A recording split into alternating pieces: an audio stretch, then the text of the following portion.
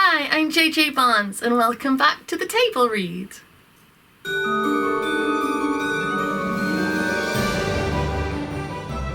Thank you for joining me for another episode of the Table Read, where I am covering writing tips, advice, tricks, techniques, anything I can really that I'm hoping will give you confidence and the ability to get your story out into the world. Today I'm going to be talking about how to write emotional scars. So emotional scars are things that have happened in your character's past that still affect them to this day. Like whatever point you are telling your story in, this day that they are living in right now, things have happened that have changed them, affected them, and they are negative things, they are painful things. So this is what's happened in your character's backstory. The backstory is their life before chapter 1. Sometimes you might visit it with flashbacks, or if you're doing like multiple timelines, etc. But if, I'm just going to talk about it as if you're just doing a linear story. You're starting chapter 1 and moving forwards in their life with them. The emotional scars are the things that you're going to work out how to shape your character. So emotional scars, they will be things that, have caused pain. And they can leave a impact on your character that causes them to react in ways that might seem unreasonable. And that's because that scar has been pushed, it's been poked, it's been prodded, and it's triggered them. And I know people are like, oh, triggered, like, just ignore that, right?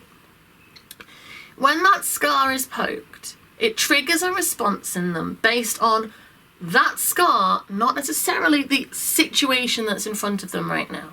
This could be if somebody, say, makes a really loud noise. If that emotional scar in them tells them that a loud noise means threat, they might react with fear or anger in a way that the person who made the loud noise might not expect. And it will shock them, it causes conflict. Because your character is reacting to their past, not the current situation.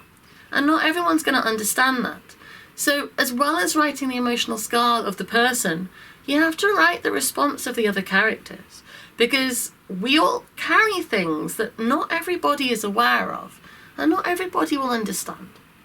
So when you've worked out your character, your protagonist, your antagonist, the surrounding characters, everybody in the world can have an emotional scar that causes one of these reactions. And the more developed and interesting your characters are, all of them, not just your main character, the better your story is going to be. So whichever character it is, look at them, okay? You're starting now in their life. So as far as you are concerned, this character is brand new. They only live because you have started writing them at this moment. They didn't exist before. Completely fresh. They are Schrodinger's character. You don't know if they're good, bad, happy, sad. You just don't know. You're launching them on their journey. So just look into them. What would work for your story? Because there's no point just giving them emotional scars that you don't really investigate and nothing happens to them. Because it doesn't really accomplish anything. But if your story would benefit from conflict or humanizing them, an emotional scar is a really good thing to give them because it does that.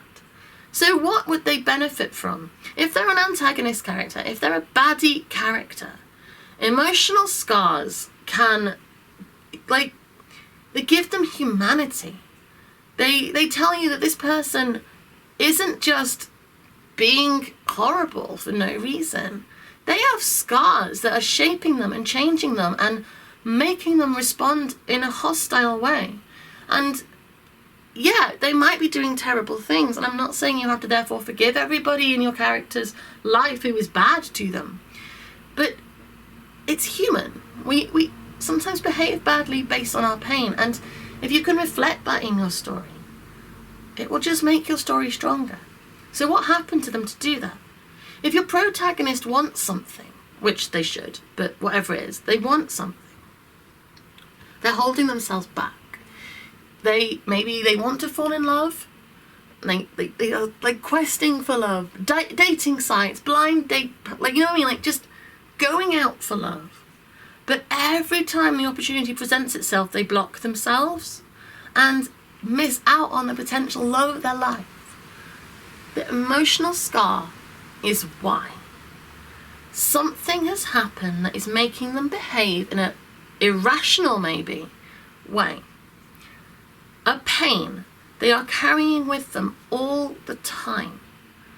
It shapes them, it changes them, and it affects how they respond to the stimulus of your story. So use it. Poke the scar, right? Don't just have it there and be like, oh, well, you know, this is happening, but it doesn't really matter. No, you put them through it, because it's a story, and your story needs pain, and it needs conflict, and it needs emotion. So do it. If your character desperately wants to fall in love, but she has been hurt, she's been betrayed, and she's frightened of falling in love, put in front of her the perfect person for her, man or woman. Put them in front of her and push her, like, make her push them away. Push that scar. Make her suffer for it and have to learn to overcome it.